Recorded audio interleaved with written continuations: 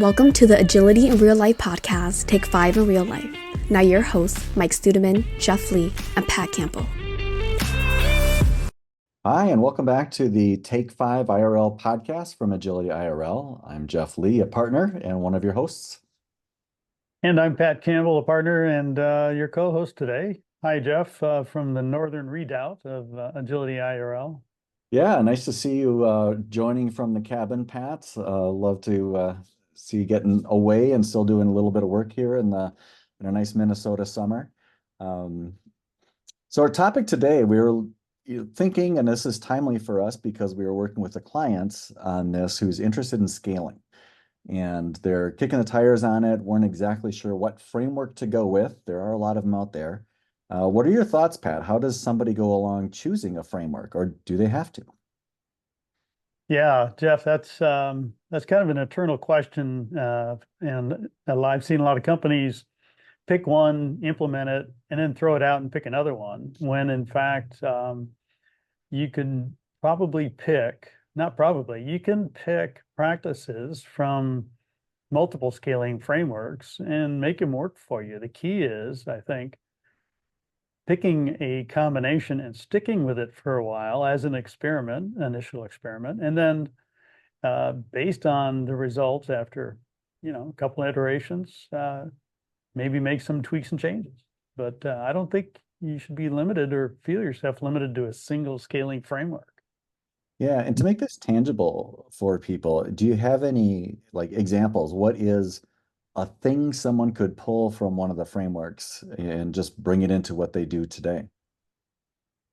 Well, as an example, there's this concept that SAFe has popularized called big room planning. The idea being that you get a number of teams together in a big room, which used to be a big physical room until we went a lot of virtual, and look out ahead for 5 to 6 sprints and say, at a high level, what are we going to work on as a group of teams that are going to have to integrate and look like a single solution or an integrated solution. And that could be incorporated in other scaling frameworks as well. I think that might be one example.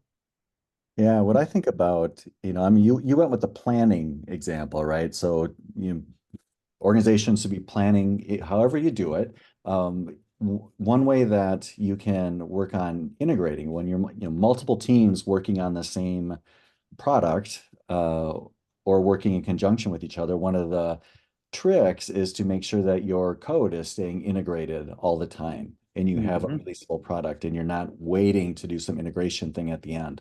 So I think of the Nexus framework in the Nexus integration team. Again, it's one of those things. You don't have to do all of the Nexus things. You can take this integration team and have somebody from each of your teams who are playing a part on this integration team and making sure that the code is always integrated. Another example of something you just pull from a framework and it can help add value to your organization. Yes, in fact, that's even an example of how these frameworks tend to replicate those practices in their own words, but they're doing the same thing. SAFe says that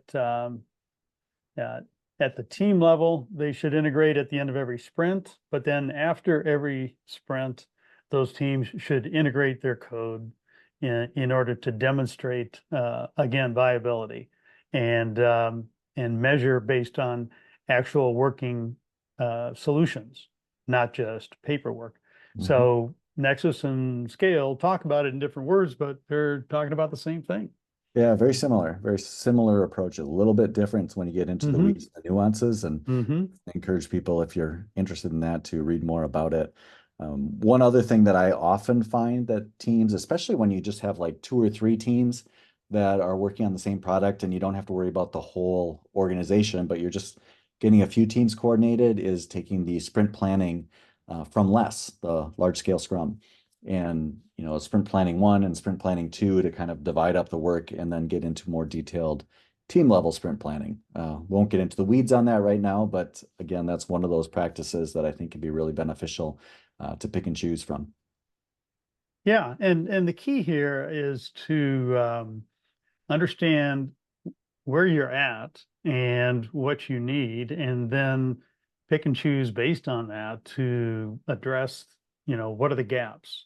And that's where I think we end up getting pulled in a lot from a coaching perspective, is to provide that context and provide that feedback loop for companies trying to figure out what makes sense. Like the current client we're working with, where we're blending some Scrum at scale, some less, and potentially even some elements of scaled agile.